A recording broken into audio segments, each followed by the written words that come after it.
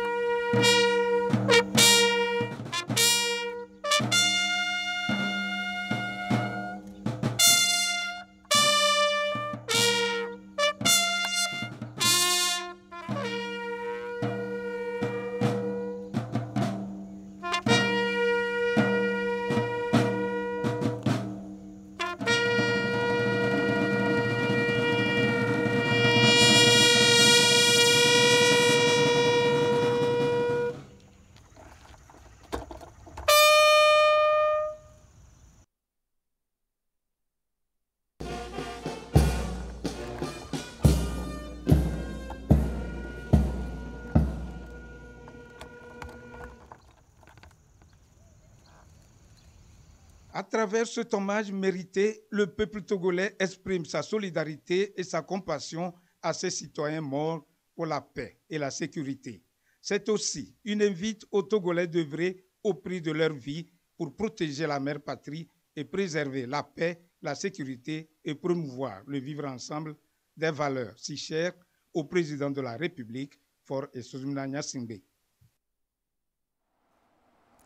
La rentrée scolaire au Togo, jour J-1, le secteur de l'éducation nous intéresse encore ce soir.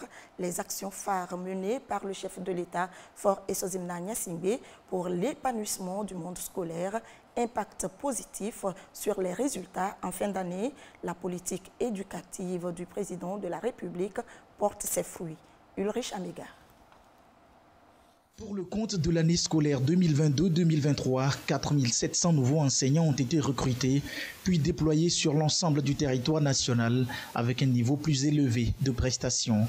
Un recrutement qui a eu comme corollaire la réduction considérable du ratio élèves par enseignant qui passe de 59 à 53. Aucune zone n'a été laissée pour compte dans cette politique d'une éducation pour tous prônée par le chef de l'État, Faure Zimnania Simbe. L'effectif du personnel enseignant est ainsi passé de 105 à 356 par zone, soit une hausse de 239,05% avec des lettres de mission bien définies. 80% des lycées et collèges d'enseignement général ont aussi bénéficié de la nomination d'économes et de gestionnaires comptables ainsi que de surveillants généraux dans cette démarche d'un encadrement de proximité. Les chefs d'établissement et censeurs ont vu leur charge considérablement réduite en ce qui concerne la gestion financière et la discipline, ce qui a contribué à l'accroissement de leur capacité d'encadrement pédagogique. En février 2023, le président de la République a procédé à la réouverture des écoles normales de formation des professeurs d'école. 2656 élèves professeurs se sont inscrits. Une première promotion qui sera formée sur 2 ans pour un enseignement qualitatif. Une démarche pour doter le secteur éducatif de ressources humaines qualifiées capables de répondre aux besoins réels sur le terrain. Outre la formation, d'autres actions ont été initiées sur le terrain pour renforcer la performance des enseignants. De nouveaux manuels de mathématiques et de français au primaire, axés sur l'approche par les compétences APC, sont déjà préparés, ce qui a conduit à cibler des enseignants de CM1 pour une formation dans la perspective d'une meilleure utilisation de ces livres. L'ensemble du dispositif est parachevé par la mise en place d'une nouvelle orientation scolaire et professionnelle plus efficace et pratique. Elle met à contribution les professionnels du domaine pour un contact régulier avec les apprenants et implique des structures de promotion d'emploi, notamment l'Agence nationale pour l'emploi. Une pléthore d'actions qui ont permis non seulement d'accroître le nombre des enseignants, de renforcer leurs compétences, mais aussi d'améliorer les connaissances des apprenants et d'obtenir des résultats satisfaisants. Ces mesures seront renforcées avec d'autres initiatives prévues pour le compte de l'année scolaire 2023-2024. L'ambition du président de la République reste claire et grande, maintenir le cap et répondre aux objectifs éducatifs contenus dans la feuille de route Togo 2025. Lundi prochain, c'est donc la rentrée scolaire 2023-2024 au Togo. Pour accompagner les établissements scolaires, il est mis à leur disposition un lot de manuels au profit des 7 préfectures du pays. Un grand pas selon les bénéficiaires vers une éducation de qualité pour tous, prônée par le chef de l'État avec le soutien des partenaires, l'UNICEF notamment. Gérard Lagoudou.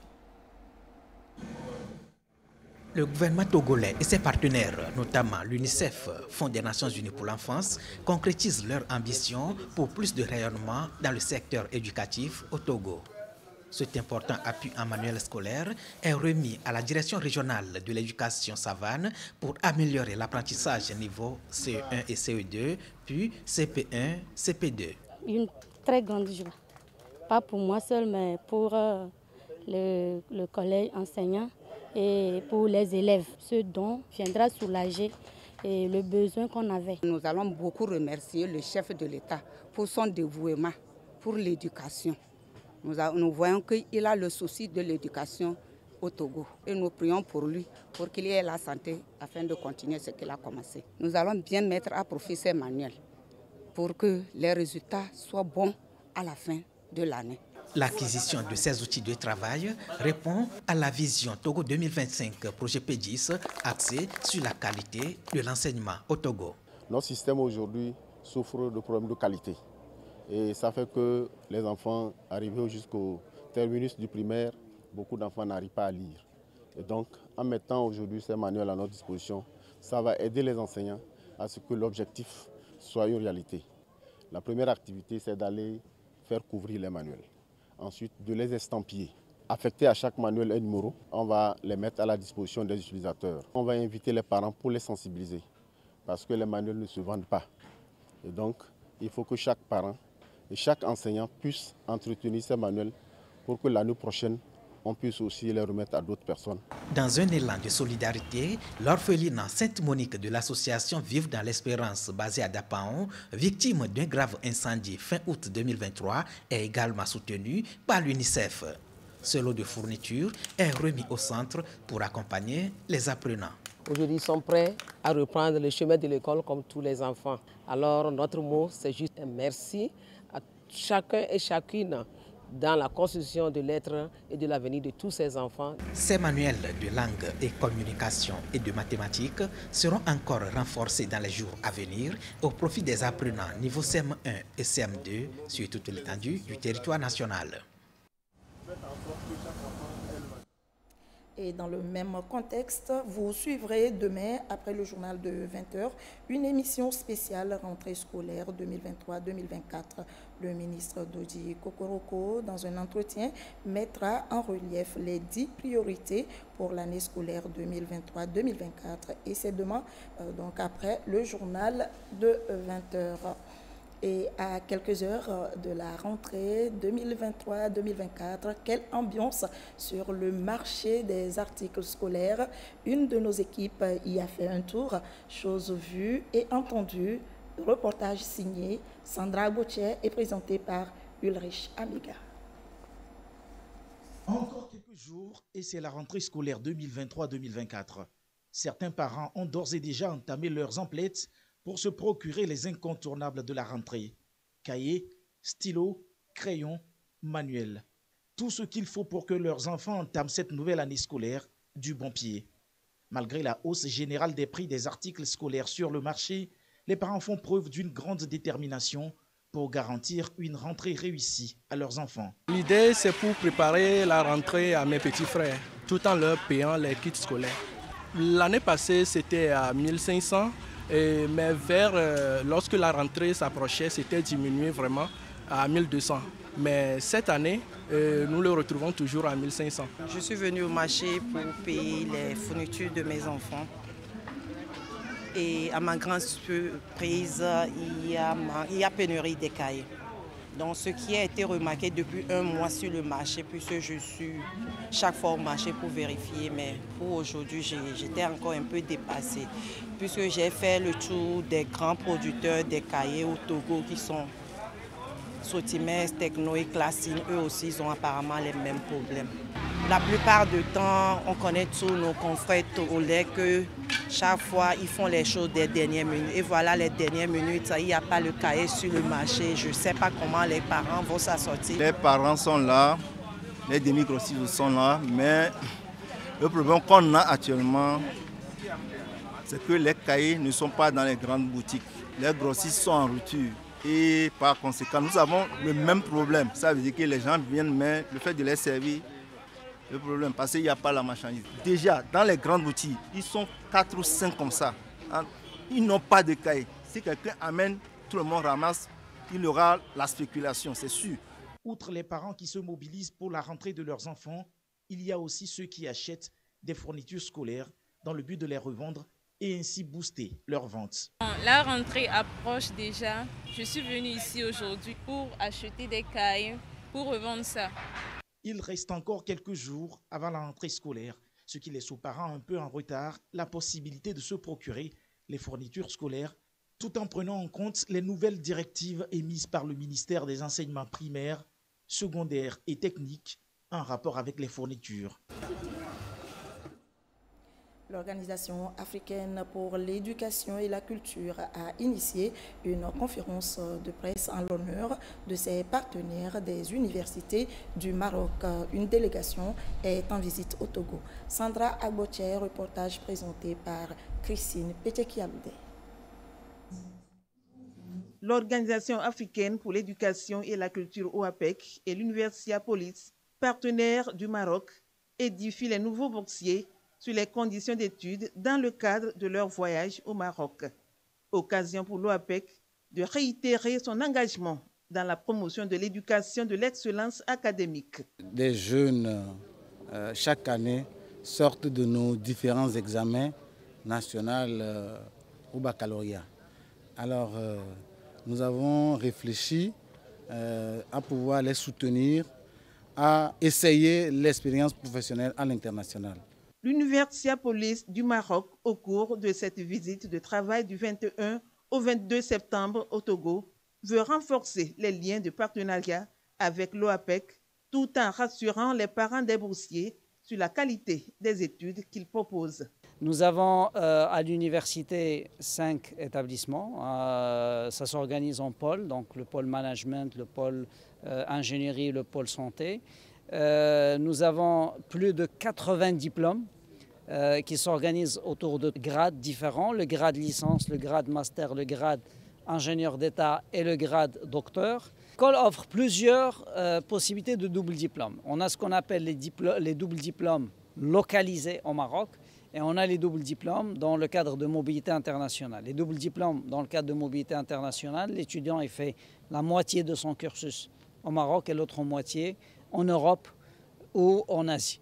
L'ONG OAPEC, organisation politique à caractère social et culturel, veut porter plus haut le défi de la formation scolaire au Togo, tout en offrant des bourses aux étudiants du Togo, Bénin, Niger, Mali, Burkina Faso, Côte d'Ivoire et le Gabon. Direction Région Centrale, l'Agence nationale de cybersécurité ainsi et partenaires y étaient pour une séance de sensibilisation. Les populations ont été entretenues sur les risques et menaces liées à l'utilisation du numérique. Désiré à l'œil.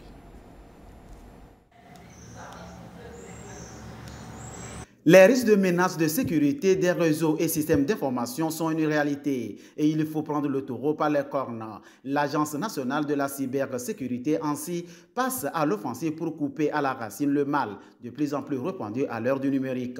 Les responsables des services déconcentrés de l'État, des entreprises, de la société civile, les chefs d'établissement et leaders religieux à Saute-Bois sont sensibilisés. Le principal objectif, c'est ça, c'est de permettre aux uns et aux autres de savoir que en allant sur Internet, il y a des préalables à connaître, il y a des mesures à prendre pour éviter d'être exposé au cybercriminel. Nous leur montrons de façon concrète qu'est-ce que c'est que d'avoir un mot de passe-fort et pourquoi il faut en avoir.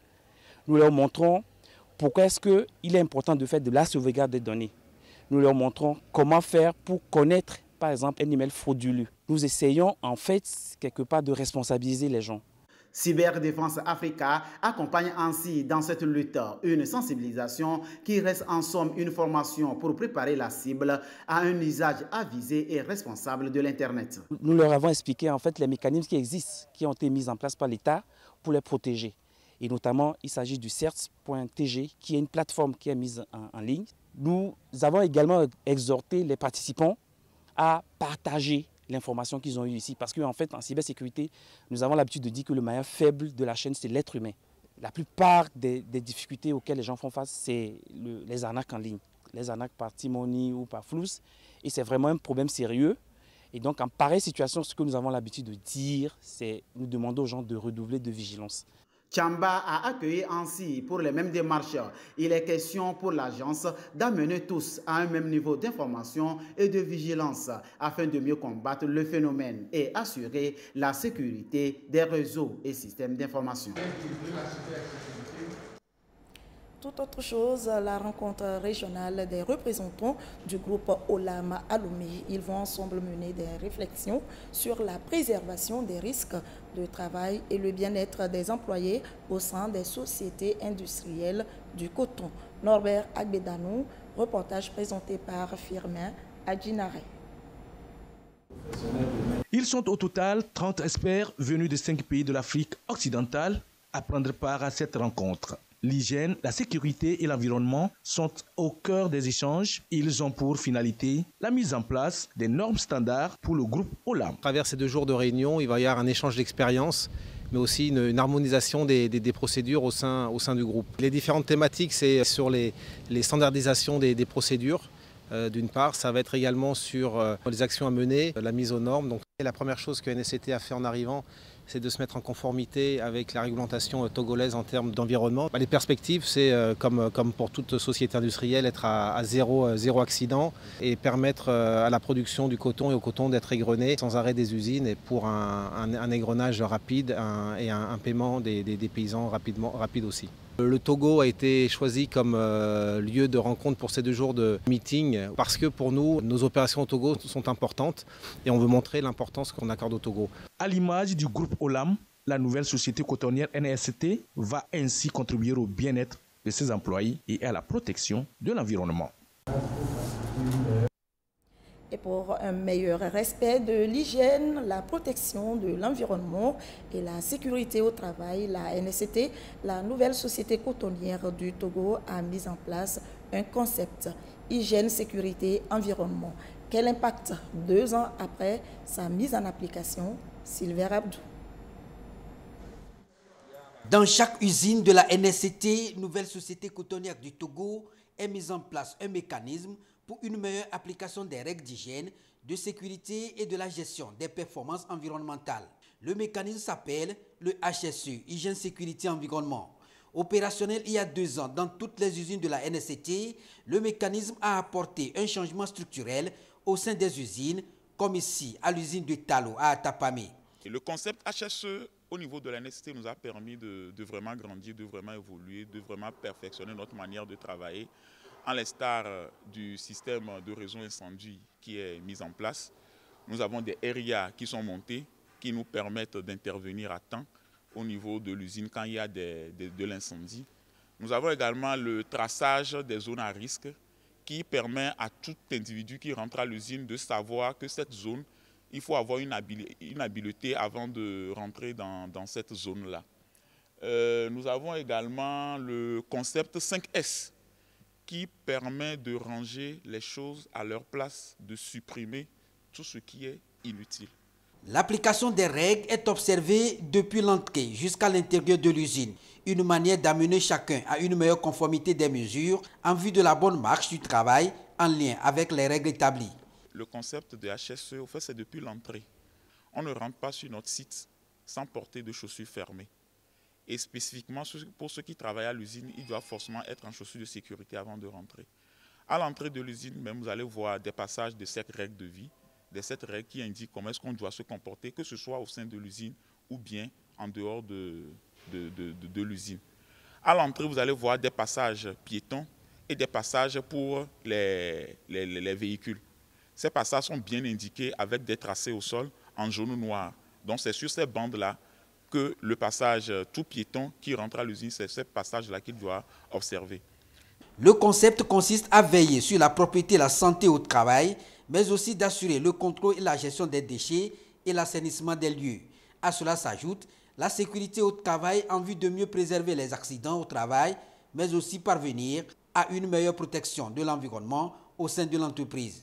Une mission comme le décline si bien le responsable de ce département. En termes d'activités que le service HSE a accompli dans la vie de la NSCT, nous pouvons partir de la conformité réglementaire, comme les aspects liés à la sécurité santé au travail, l'application des différents tests par la concrétisation de la mise en place des comités de sécurité santé au travail, leur formation, l'évaluation des risques et puis les visites médicales qui ont vu jour à la NSCT périodiquement. Chaque année, cela est fait pour le personnel.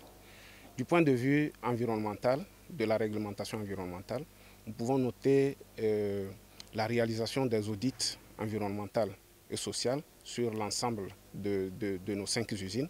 Engagée dans la production et la commercialisation du coton graine, la NSCT, nouvelle société cotonnière du Togo, veut donc à travers ce mécanisme mieux se conformer aux dispositions pour une meilleure performance de l'entreprise. L'actualité, c'est aussi la fin de la visite du pape François à Marseille. Il a assuré ce samedi une messe au stade de Vélodrome. Les migrants n'envahissent pas, ils cherchent l'hospitalité, estime le souverain pontife qui met la France et l'Europe face à leurs responsabilités au dernier jour de sa visite à Marseille. Reçu par le président Emmanuel Macron, le pape François a plaidé une nouvelle fois pour une politique d'accueil. Au 2e et dernier jour de sa visite à Marseille, le souverain pontife a mis la France et l'Europe face à leurs responsabilités sur la question migratoire. Pour le pape, la migration n'est pas une urgence, mais bien une réalité. Chi rischia la vita in mare non invade, cerca accoglienza, cerca vita. Quanto all'emergenza, il fenomeno migratorio non è tanto un'urgenza momentanea, sempre buona per divampare propagande allarmisti, ma un dato di fatto dei nostri tempi. Vendredi, le pape François a rencontré des représentants de l'organisation SOS Méditerranée engagés dans le secours des migrants en mer. Au cours de la visite, il s'est vu offrir un gilet de sauvetage d'un enfant, symbolisant ainsi les dangers auxquels sont exposés les migrants lors de leur périlleuse traversée de la Méditerranée. Dans le reste de l'actualité nationale, l'opération foraine de la cataracte au centre médico-social Maison du Hadj. C'est l'une des activités humanitaires programmées pour le compte de l'année 2023 par l'ONG Citapa. Sandra Aziabé. Dès les premières heures de la matinée, les patients, toutes religions confondues, se présentent à l'accueil attendant patiemment leur tour pour une opération de la cataracte. Dans le bloc opératoire, les spécialistes de la vue s'activent avec concentration, conscients de la délicatesse de leur mission. Après quelques heures, les premiers patients opérés quittent la salle encore sous l'effet de l'anesthésie. Amidou exprime sa joie. Je sentais les douleurs. Quand on m'a opéré, je sens les douleurs d'opération, mais pas trop. Je tiens sincèrement à remercier tous ceux qui ont initié ce travail. Atifou, quant à lui, est là pour un suivi post-opératoire. J'étais aveugle d'un œil. Après l'opération, j'ai trouvé ma vue. Qu'Allah les bénisse. Le nombre qu'on veut, on n'a pas encore trouvé le nombre. Il n'y a pas question de race ou bien d'ethnie. En parallèle, des patients souffrant d'insuffisance rénale subissent des séances de dialyse sur place. Cette initiative de l'ONG Citapa n'est pas la première au Togo. Elle soutient la politique nationale de prévention de la cataracte. Vu la nécessité ou bien le nombre de gens qui souffrent de malvoyance, l'ONG a demandé à ses partenaires de venir en aide à ceux-là. L'ONG a regroupé 202 opérations de cataracte. La consultation jusqu'à l'opération, le patient n'a eu aucune contribution. Tout est gratuit. On doit le prendre en charge avant et après l'opération.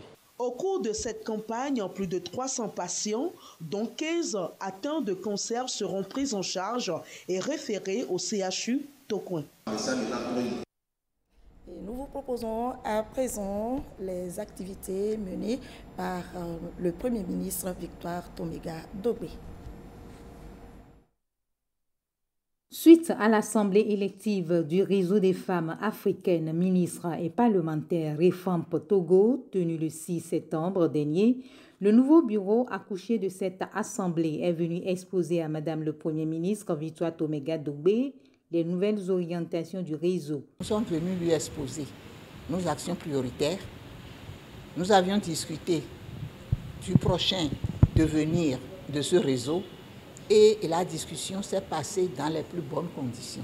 Nous sommes des femmes et nous voulons travailler au renforcement de capacités de nos femmes depuis la base. Donc, notre première action prioritaire, c'est la formation, le renforcement des capacités des femmes à la base.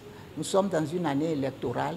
Il faudrait que nos sœurs soient motivées pour une participation accrue à ces élections qui déterminent l'avenir de notre pays. Nous lui avons réitéré nos remerciements et nous lui avons demandé d'être notre porte-parole auprès du chef de l'État. Parce que les plus hautes autorités de ce pays veulent la présence du REFAMP au sein de l'action gouvernementale. Le REFAMP, qui rassemble les femmes africaines, ministres et parlementaires, compte aujourd'hui dans son nouveau bureau la plus jeune femme ministre, ce qui témoigne de la volonté du REFAMP de faire avec la jeunesse. Sport football, les éperviers dames ont largement dominé 7-0 les gazelles de Djibouti en match aller comptant pour les éliminatoires CAN féminine Maroc 2024. Le match retour est prévu toujours à Lomé le mardi prochain. Le résumé du match, Laurent Oumavo. Les gazelles de Djibouti ont passé un sale après-midi face aux éperviers dames. Déjà à la 8e minute, Wedikou Afi ouvre le score. Il faut attendre la 25e minute pour que Amiratou Ndjambara, la sociétaire de FUS Rabat, ne double la mise. Sa coéquipière en club, Odette Nitema, suit le rythme et porte le score à 3-0 à la 33e minute Score à la pause. Le calvaire des Djiboutiennes se poursuit à la 48e minute suite au deuxième but de Wedikou qui continue de martyriser la défense et marque le 4e but pour le Togo. Comme si cela ne suffisait pas, Wedikou Afi revient à la 77e et à la 90e minute pour réaliser à elle seule le quadruplé. La défense de Djibouti, débordée, concède un autogol à la 75e minute. Score final 7-0 pour les éperviers dames. Avec cette victoire confortable, les filles du coach Tometi Kaï pensent mieux faire au match retour du premier tour des éliminatoires CAN féminines Maroc 2024, prévu ce mardi 26 septembre à 15h30, toujours sur le stade de Kégué. Vous suivrez demain, après le journal de 20h, une émission spéciale rentrée scolaire 2023-2024. Le ministre Dodji Kokoroko, dans un entretien, mettra en relief les 10 priorités pour l'année scolaire 2023-2024. Et c'est demain, donc après le journal de 20h. Et c'est ainsi que se termine ce journal. Merci de votre attention. Restez avec nous. Nos programmes se poursuivent. Dans un instant, la météo, à suivre le concert party de Badamassi et sa troupe théâtrale. Juste après, tout est calé. Kevin et toute son équipe. L'édition de 22h30 sera présentée par Yata Aratem. Merci de votre fidélité. Très belle soirée à vous.